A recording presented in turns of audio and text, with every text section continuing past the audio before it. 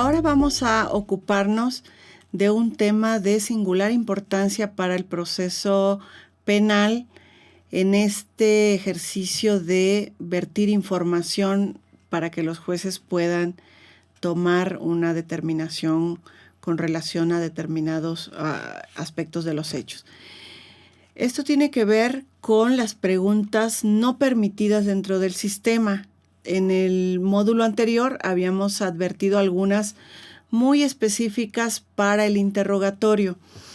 Sin embargo, es importante anunciar que el sistema prevé también una serie de prohibiciones sobre determinado tipo de preguntas para ambas partes, ya sea en los ejercicios de interrogatorio y de contra, en algunos casos haciendo la prevención de cuándo se prohíbe solo en interrogatorio o cuándo se prohíbe solo a determinado grupo de ciudadanos declarantes.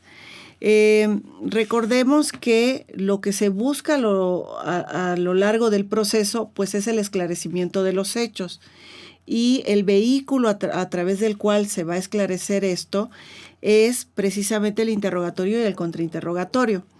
De ahí que los grandes consejos que han quedado asentados hasta este momento en cuanto al tema de interrogatorio fue conducirnos a través de preguntas que sean sencillas o preguntas simples relacionadas con un hecho específico, muy concreto, narrado con palabras simples que podamos entender, en donde la experiencia común nos lleve a considerar que es comprensible el punto toral de la pregunta.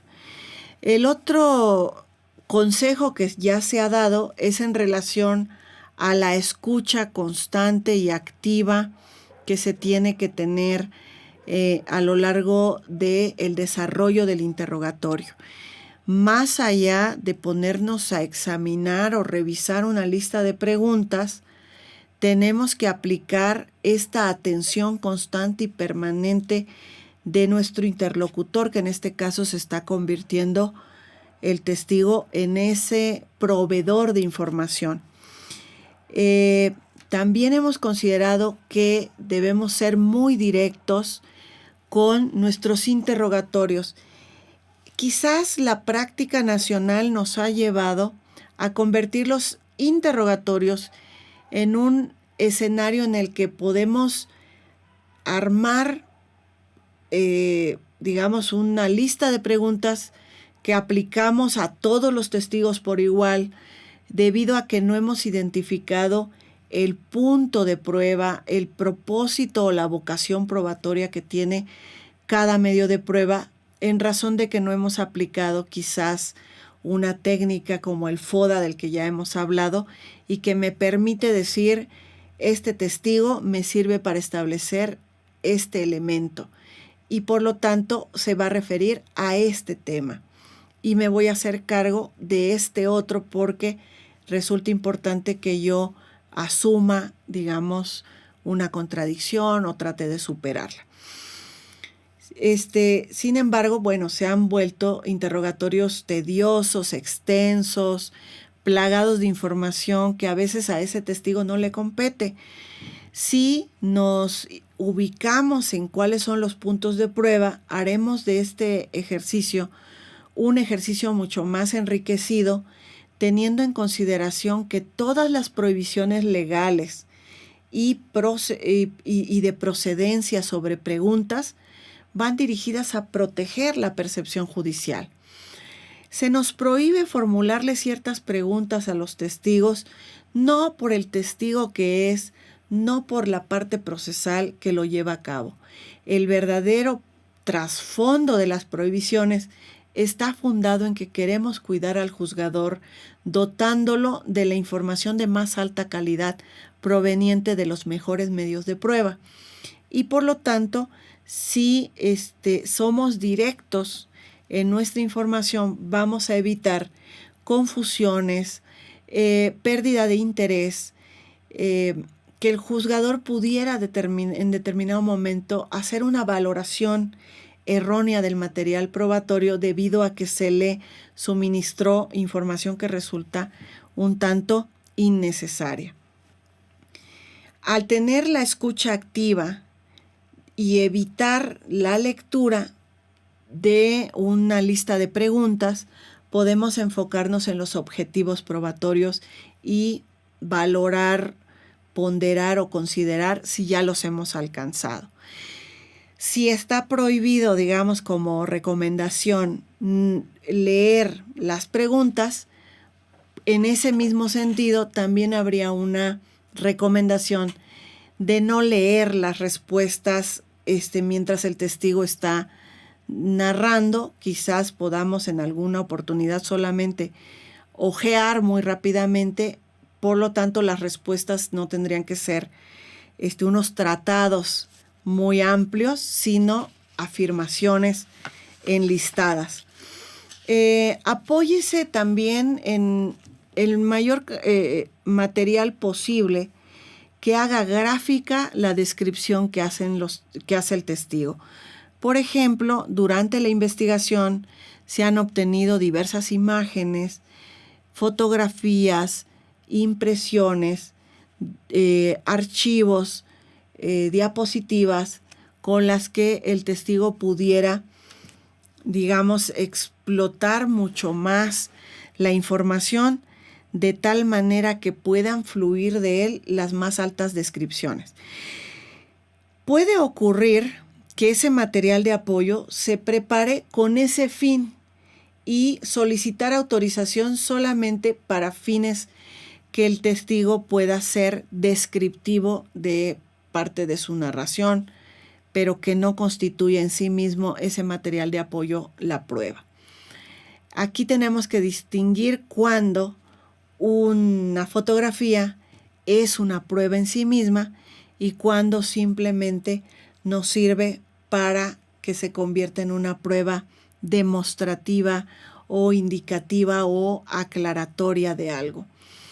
Ese material preexistente se solicita permiso a efecto de poderlo emplear, pero solo en el sentido de servir de apoyo a la declaración que hace un determinado testigo. Por lo tanto, no se tiene que ofrecer como prueba, sino que se anuncia a efecto de permitir o solicitar respetuosamente su utilización.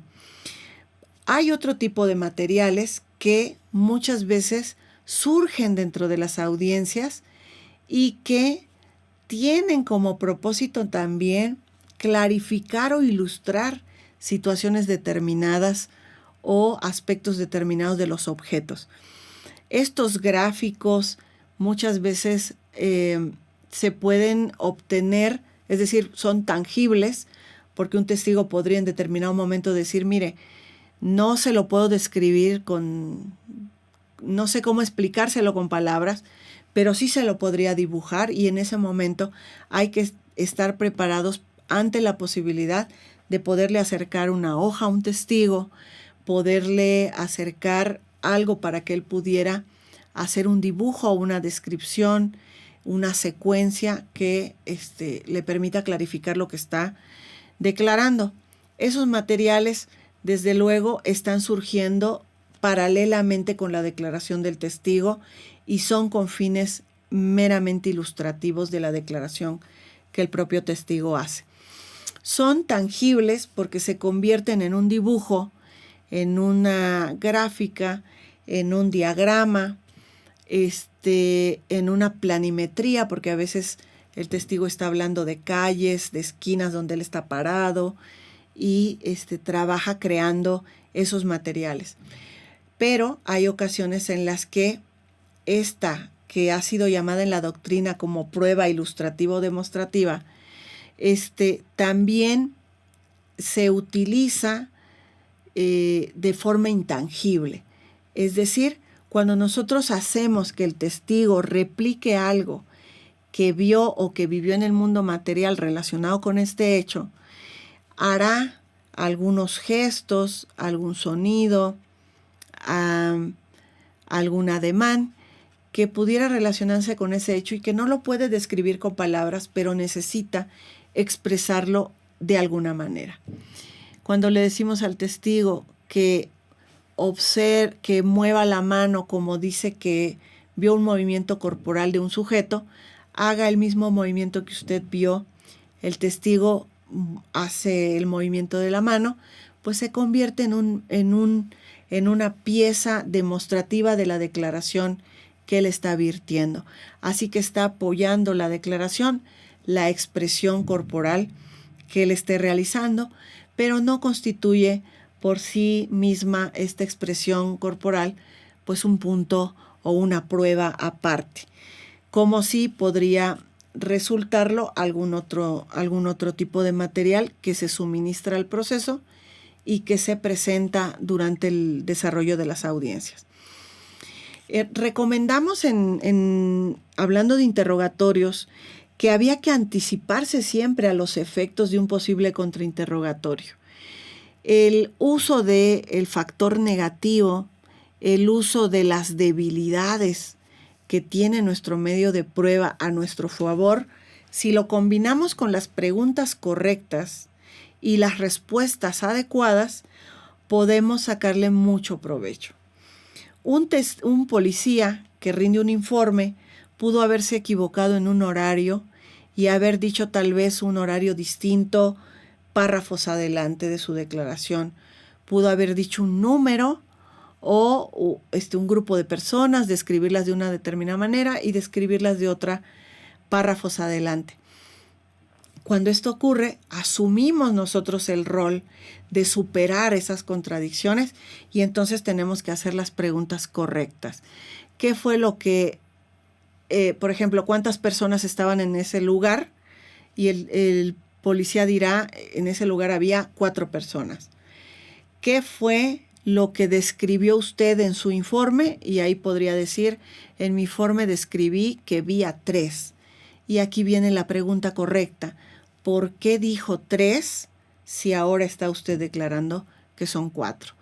Más o menos de este estilo de preguntas permiten superar el error, superar una negligencia al momento de narrar un hecho, y el policía podría decir las razones por las cuales el número correcto es lo que está declarando en la audiencia y no lo que dice su informe de policía y demás.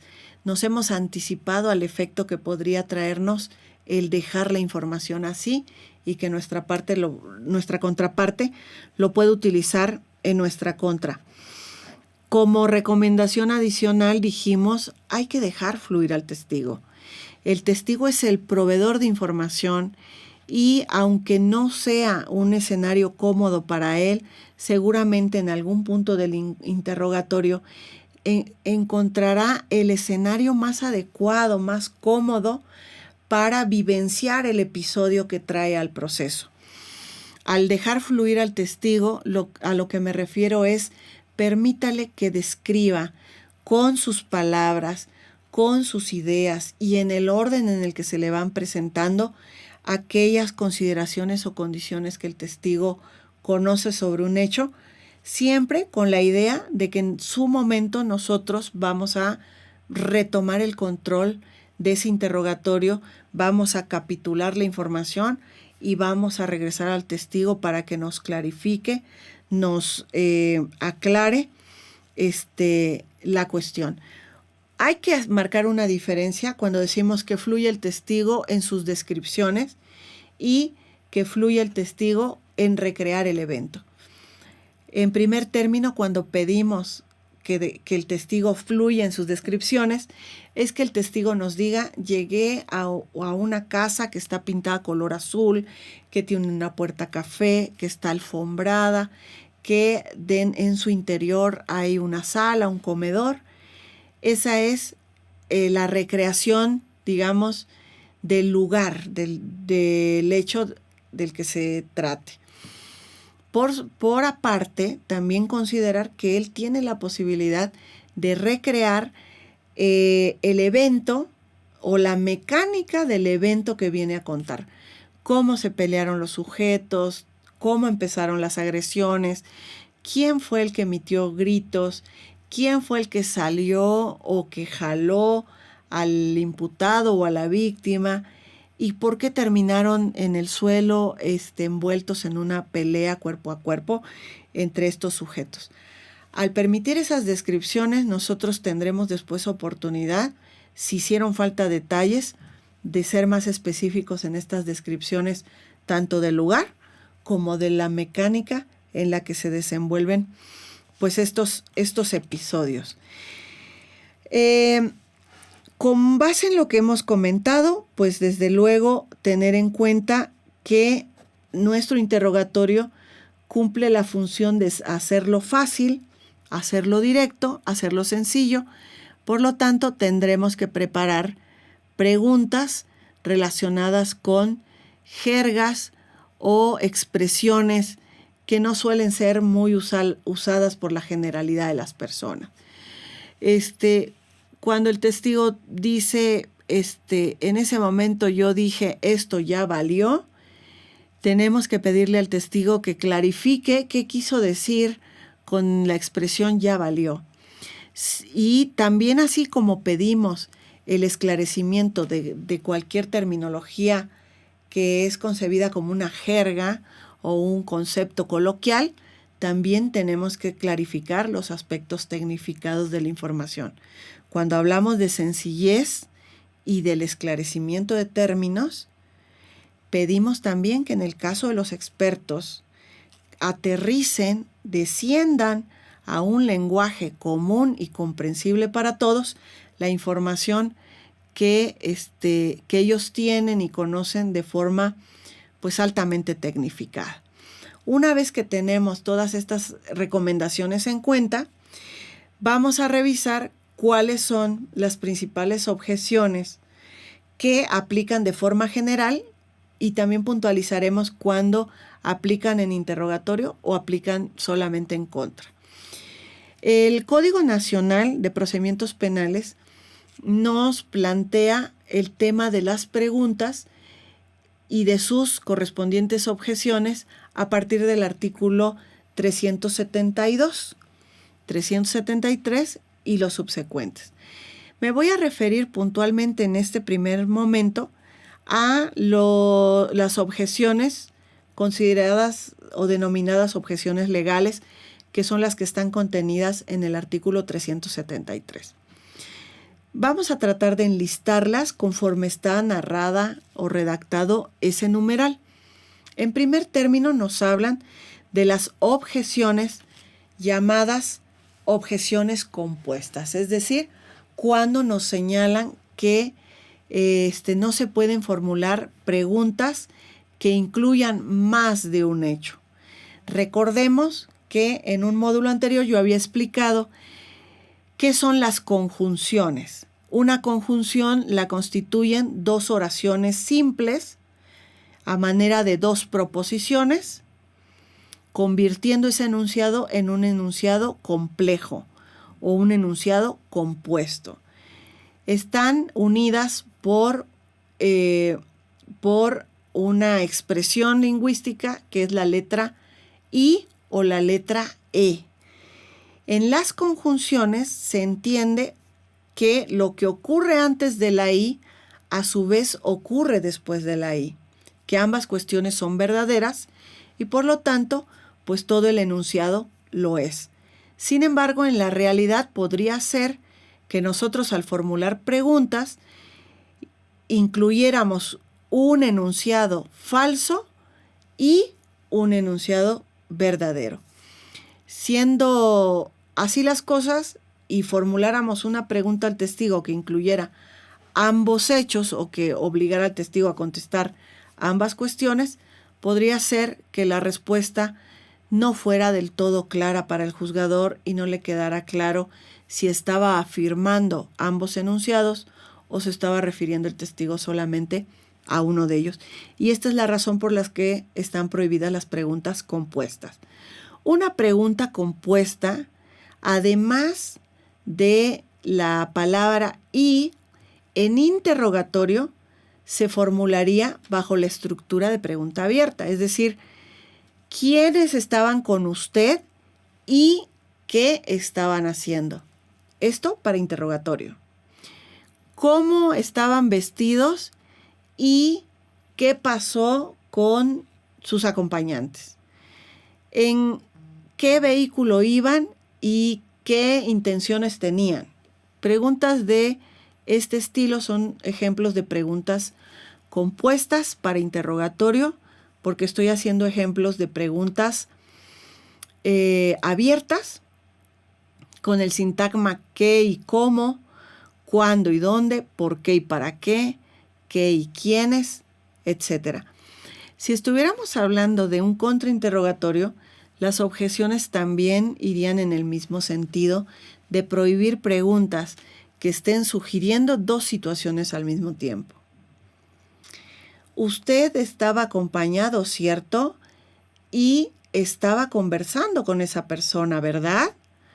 Ambas preguntas están inmersas en una sola, lo cual no sería correcto desde el punto de vista de la prohibición legal y tendría que ser materia de una objeción. A manera de composición, ¿verdad?, correspondería que el abogado tuviera que separar los hechos formulando las preguntas de forma distinta. Por ejemplo, si estuviera en un interrogatorio, haría la pregunta ¿quién estaba con usted?, esperar la respuesta y después preguntar qué estaba haciendo él o ella. Si fuera un contrainterrogatorio, la pregunta sería ¿usted estaba acompañado, verdad? Sí. Y su acompañante estaba platicando con usted, ¿verdad? Sí. Es decir, esperar la respuesta y separar los enunciados. El segundo tipo de objeciones se suele manejar como objeciones indistintas. La objeción por ambigüedad y la objeción por poco claridad. Yo suelo hacer una diferencia de ambas. Me parece que la respuesta la encontramos en los estudios de gramática, en donde nos dicen una cosa es la ambigüedad y otra muy distinta es un problema del que sufre cierto grupo de enunciados, que es la falta de claridad. Una pregunta resultará ambigua cuando en su contenido pudiera tener la terminología correcta, sin embargo, te da pie a la posibilidad, te abre la posibilidad de que haya varias respuestas. Una pregunta será ambigua, aun cuando esté bien formulada, si advertimos que lo que esperamos de ella es una respuesta, pero se podrían dar varias. Un ejemplo muy claro sería un testigo que cuenta que se encuentra vendiendo en un parque, jardín, de este estilo donde la gente va a comer, a jugar a la pelota, a hacer deporte, y de repente el testigo que está declarando que vendía ahí sus alimentos hace referencia a unos sujetos que vienen caminando por un camellón, en tanto que hay unos sujetos a bordo de un vehículo, y mientras él estaba preparando comida y vendiéndola a unas personas que estaban sentados en su puesto o local. En automático viene una pregunta del abogado que nos lleva a identificar la ambigüedad. La pregunta es, ¿y qué estaban haciendo ellos? ¿O qué estaban haciendo ellos? Ante esa pregunta, es evidente que el testigo podría estar suponiendo que se refiere a las últimas personas a las que hizo referencia, es decir, los que estaban comiendo en su local, pero tal vez, solo digo tal vez, podría ser que el que está interrogando se refería a las personas del vehículo. Al observar la pregunta, es una pregunta que tiene los elementos concretos y correctos para una pregunta. El problema es que propicia cualquier cantidad de respuestas, porque podría contestar el testigo en el sentido de los que lo acompañaban en el puesto de tacos o de tortas, como podría haber contestado refiriéndose a los del vehículo o los que caminaban o cruzaban, atravesaban el camellón que conté en este ejemplo. Fíjense que a diferencia de las preguntas ambiguas, las poco claras regularmente paralizan a quien las escucha. En las ambiguas se invita a la respuesta, de hecho, el que escucha la pregunta puede estar capacitado para contestarla, pero en las poco claras hay un impedimento, hay un freno o una paralización. Y esto se debe precisamente a que la pregunta nunca llegó a la comprensión completa, absoluta e irrefutable del que la recibió y del que está obligado a contestarla. Una pregunta poco clara regularmente se debe a exceso o deficiencia en la información y por lo tanto llevan a la confusión del testigo, lo paralizan, no está habilitado para contestar. Esas preguntas regularmente en la práctica nosotros las objetamos. Objeción, señoría, es una pregunta poco clara.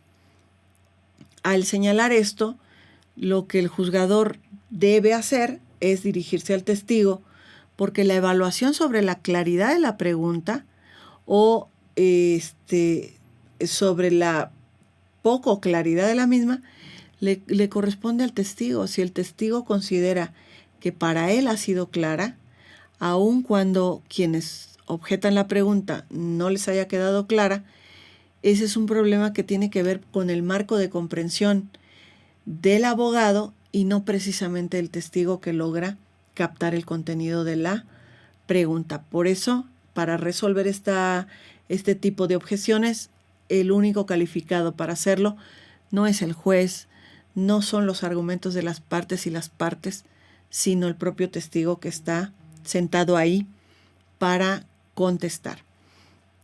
Tenemos otro tipo de preguntas, que son las preguntas de índole conclusivas.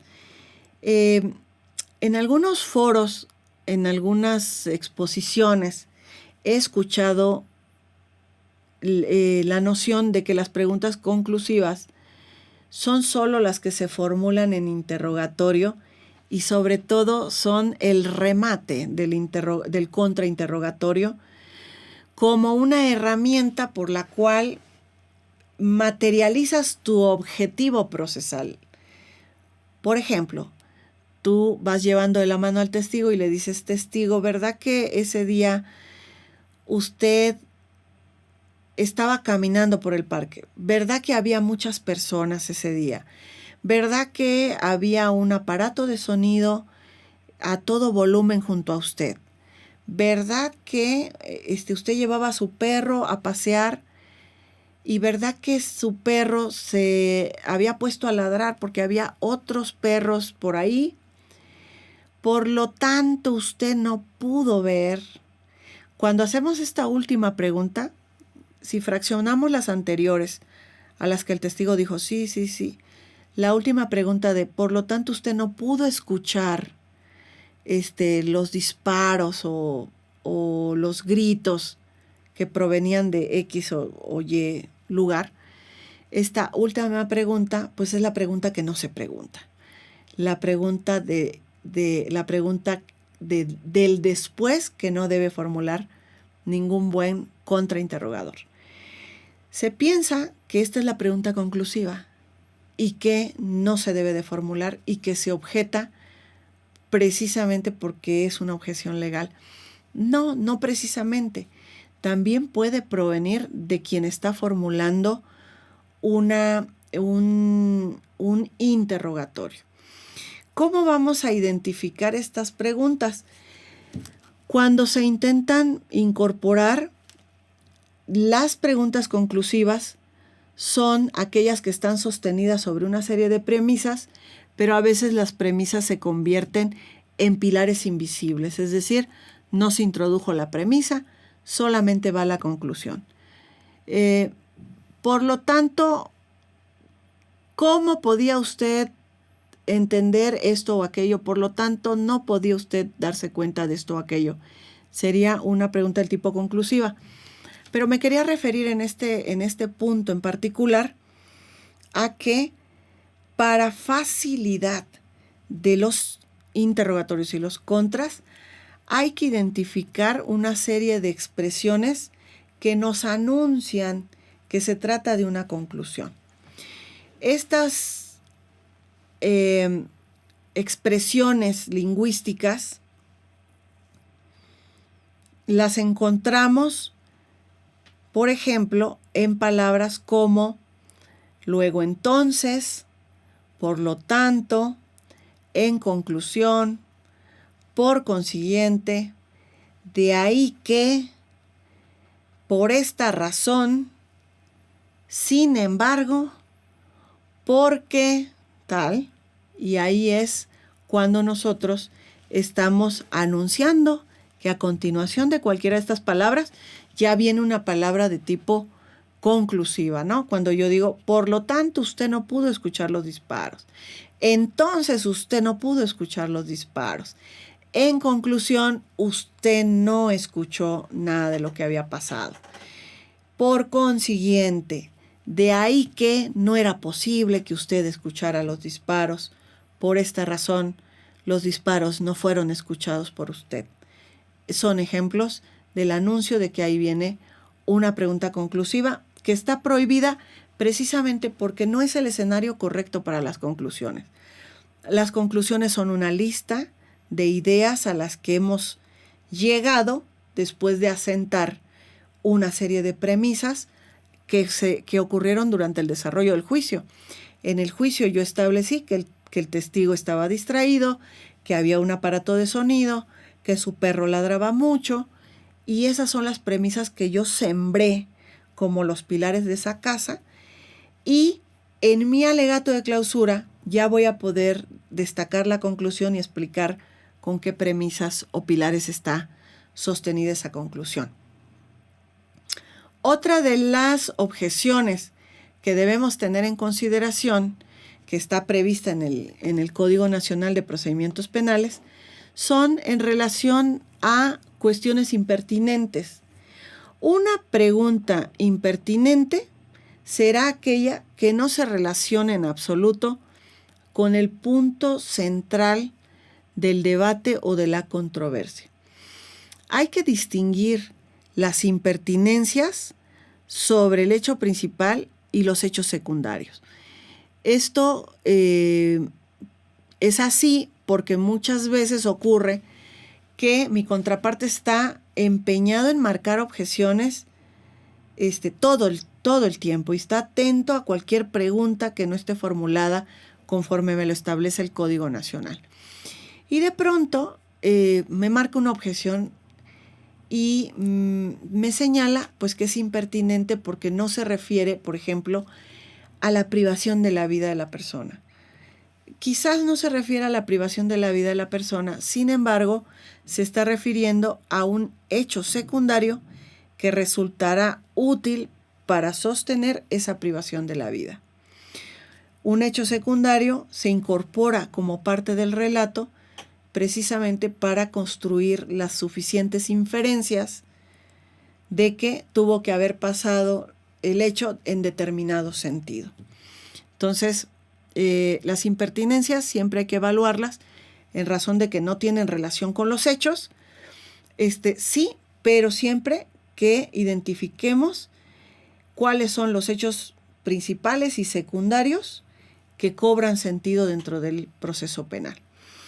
Por otro lado, hay otro tipo de preguntas que están prohibidas dentro del proceso, que son las preguntas irrelevantes. Se suelen confundir estas dos, las impertinentes y las irrelevantes, y se suelen objetar indistintamente, porque ambas tienen un abanico muy grande, una especie de sombrilla que permea un mundo inusitado de posibilidades. Veamos un ejemplo de una pregunta irrelevante. La pregunta puede tener relación con los hechos, sin embargo, no resulta importante porque no forma parte del debate. Dicho de alguna manera, supongamos que tanto la defensa como la fiscalía ya acordaron que la causa de muerte de una persona lo fue un golpe en la cabeza, lo que genera un traumatismo cráneoencefálico que a la postre le produjo la muerte. Esa causa de muerte ya fue acordada tanto por la Fiscalía como por la defensa. La defensa aceptó que había muerto el imputado por esa causa, en razón de que su estrategia o su hipótesis de inocencia es que el imputado ni siquiera estuvo ese día en el lugar del hecho y por lo tanto, pues sí, lo mataron. Es una pena para la especie humana, la pérdida de un ser humano. No obstante, pues para el imputado da igual si alguien lo mató con un arma de fuego, con un cuchillo. El hecho es que está muerto. Y la causa no afecta en nada la hipótesis de inocencia que tiene la defensa. Bien, si nos damos cuenta, es un hecho pertinente la causa de la muerte, porque eso es parte de la discusión que hay aquí, que es la privación de la vida de la persona. No obstante, resulta irrelevante formular preguntas sobre la causa de muerte, toda vez que para ambas partes ya había sido un hecho probado que murió de ese traumatismo. Así que a veces hay algunas preguntas que resultan innecesarias para este tipo de controversias. A veces las preguntas van en relación a hechos que resultan ser obvios, hechos que han sido calificados por la norma como hechos públicos o hechos notorios que no merecen ni siquiera formularse una pregunta. No obstante lo que estoy diciendo, resulta que hay una serie de preguntas no contempladas en el Código Nacional de manera específica. Por ejemplo, cuando se formulan preguntas repetidas. Cuando yo le he preguntado al testigo algo en el minuto 2, se lo vuelvo a preguntar en el minuto 20, ya repetí la pregunta. Doctrinalmente se considera como una pregunta repetida, materia de una objeción. Sin embargo, en el código no la vamos a encontrar así específicamente como pregunta repetida. Lo que vamos a encontrar es la irrelevancia en la pregunta. ¿Para qué volver a preguntar algo que ya fue contestado previamente? Y aquí es donde ya podemos discernir con mayor claridad la irrelevancia de la impertinencia. Por otro lado, hay preguntas que son de corte o de tipo argumentativo. Las preguntas de tipo argumentativo son aquellas que precisamente contemplan premisas, pero a su vez se hacen acompañar de una conclusión. Son del estilo de sí, entonces, son un poco estableciendo expresiones condicionantes, ¿no? Si usted estaba adentro de la casa viendo el programa de fútbol, entonces no pudo haber observado que afuera había una riña. Esta es una pregunta argumentativa. Observen la diferencia con las preguntas conclusivas.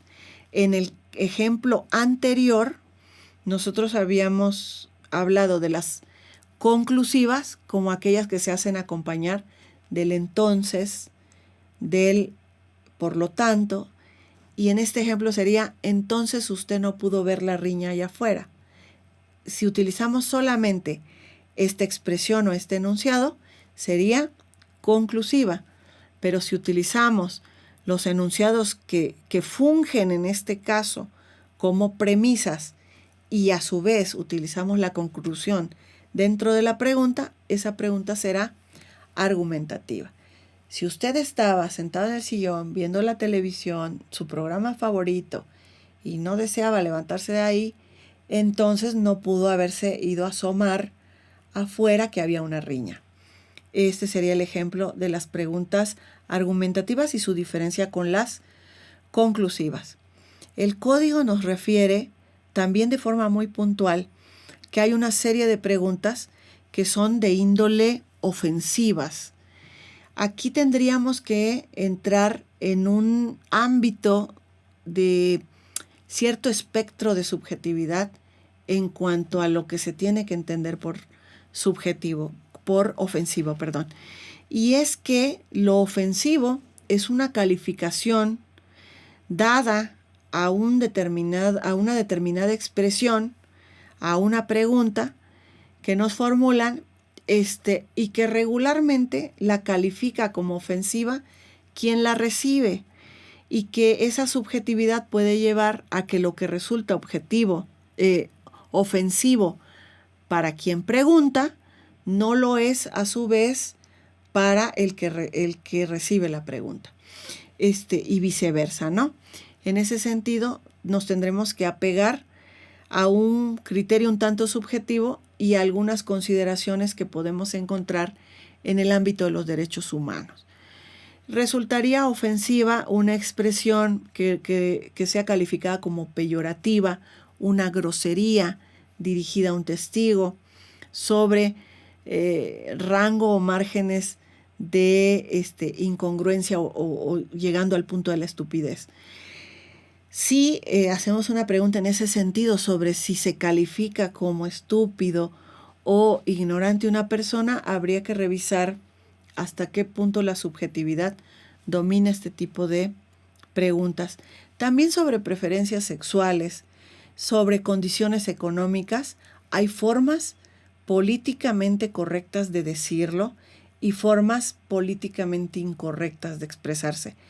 Por ello, habremos de atender a los principales instrumentos que nos puedan dar cuenta sobre qué es lo correcto de mencionar en una pregunta específica sobre estos temas, ¿no? No es lo mismo preguntar a alguien si tiene una preferencia sexual diversa a preguntar con alguna de las palabras que regularmente suelen ser peyorativas con las que nos dirigimos a un cierto sector que tiene una preferencia sexual diversa. Las preguntas coactivas también son materia de análisis y de prohibición legal, materia de objeciones, en tanto que suelen contener en sí mismas algunas formas veladas y descaradas, es un rango que habrá que analizar, de amenaza inmersa en la pregunta. Cuando el testigo ha sido protestado por el juzgador y el juzgador ya le ha hecho del conocimiento al testigo que declarar falsamente ante una autoridad le puede traer consecuencias, incluso penales, la pregunta que estaría de más en un interrogatorio, en un contrainterrogatorio, iría en ese sentido. ¿Sabe usted que podría ser acreedoras a consecuencias penales por lo que está usted diciendo aquí en esta audiencia, verdad? Al hacer este tipo de preguntas, se considera que pretendemos amenazar al testigo a fin de controlar sus respuestas, que deje de contestar aquello que no nos conviene o que informe aquello que queremos escuchar. Por lo tanto, habremos de cuidar y valorar casuísticamente cada pregunta para poder calificarla de coactiva o no. Preguntas sugestivas. Ya dijimos que en el contrainterrogatorio está permitido hacer este tipo de preguntas y en su oportunidad hablaremos en el contrainterrogatorio de por qué. Por ahora solo diremos que las sugestivas son aquellas preguntas en las que va incluida la respuesta. Yo solamente, a través de la pregunta sugestiva, estoy pidiendo que me confirme el testigo si es correcta la información que yo tengo. En estas preguntas, dentro de estas preguntas entran las preguntas del estilo: eran 4 personas, ¿cierto? Las que estaban en una fiesta, ¿verdad? Y uno de ellos empezó a pelear, ¿cierto? Esa persona es la que está en este momento junto al defensor, ¿verdad? Este tipo de preguntas son válidas en un contrainterrogatorio, pero no así en un interrogatorio por las razones que ya expusimos. En el interrogatorio, el vehículo de incorporación de información es el testigo. Por lo tanto, las preguntas se tienen que formular de tal manera que el testigo dé la respuesta y no que la pregunta esté incluyendo la respuesta. Por cuanto hace a hechos que no son propios, también tenemos un tanto la polémica porque no tenemos la prohibición legal expresa explícita de se prohíben las preguntas sobre hechos no propios. Muchas veces en los interrogatorios actuales, el policía está declarando sobre lo que hizo su compañero, el testigo está declarando sobre lo que hizo otra persona y no sobre hechos que le son propios, aquello que él vio o apreció. Y por lo tanto, al no tener una objeción legal específica, lo que se suele señalar es objetar la pregunta por impertinente o irrelevante según sea el caso concreto. Si va en el sentido de que le están preguntando al policía por algo que hizo el perito, pero que no tiene relevancia para el proceso, pues es una pregunta irrelevante. Si se le pregunta a ese mismo policía por algo que hizo es una pregunta impertinente, decía anteriormente. Pero si se le pregunta al policía sobre lo que hizo el perito, que sí resulta o redunda en el tema de debate del proceso, se utiliza mucho la irrelevancia para efectos de decir es irrelevante lo que viene a contar el policía porque él no es el perito y el que mejor puede hablar sobre ese hecho es el que lo realizó. Y esta es la razón por la que la reformulación de la pregunta cobra vigencia aquí. No es lo mismo preguntarle al policía qué estaba haciendo el perito en el lugar del hecho, qué está haciendo el perito, a preguntarle qué vio usted que estaba haciendo el perito. Y hay que redireccionar el punto sobre este particular para evitar frenar este tipo de preguntas. Por último, unas objeciones que ya de alguna manera habíamos comentado en un módulo anterior. En el artículo 372 se expresa pues la dinámica en la que habrán de declarar los peritos y los alcances que tienen las preguntas en este sistema. Ese artículo 372 me dice que habrá un interrogatorio, un contra, un reinterrogatorio y un recontra. Ya dijimos y mostramos una gráfica en donde en ese reinterrogatorio el interrogador no podrá excederse más allá de lo que haya sido resultado del contrainterrogatorio. Si llegara a salirse de aquello que fue materia del contrainterrogatorio, se objetan diciendo, objeción señoría, es una pregunta que está excediendo ya los alcances del reinterrogatorio. Mi contraparte no puede preguntar sobre este evento o sobre este hecho porque eso ya fue parte del interrogatorio cuando tuvo mi contraparte oportunidad. Y finalmente, las preguntas de tipo hipotéticas. Una pregunta hipotética es aquella que especula sobre una realidad que pudo haber pasado o que ocurre a manera de abstracción. Es decir, ¿qué hubiera pasado si el vehículo hubiera ido a mayor velocidad, a menor velocidad, si el imputado no hubiese consumido ciertas sustancias o que sí las hubiese consumido? Estas preguntas sobre una realidad probable o posible, pero que no es en concreto el hecho, exigen de quien contesta un conocimiento especializado sobre esas hipótesis que le estamos planteando. Es decir, para poder saber que hubiera podido ocurrir a mayor velocidad, solamente me lo podría responder un experto, alguien que hubiese estudiado la mecánica de hechos o hechos de tránsito, si en este hecho está involucrado un experto determinado. Si yo le preguntara a un testigo común y corriente qué hubiera pasado si la víctima hubiera pedido ayuda o qué hubiera pasado si usted le brinda primeros auxilios a tal persona, pues posiblemente su opinión quedaría en una mera especulación sin un sustento técnico, profesional, que le brinde al juzgador una herramienta sobre la hipótesis que se está planteando en el proceso.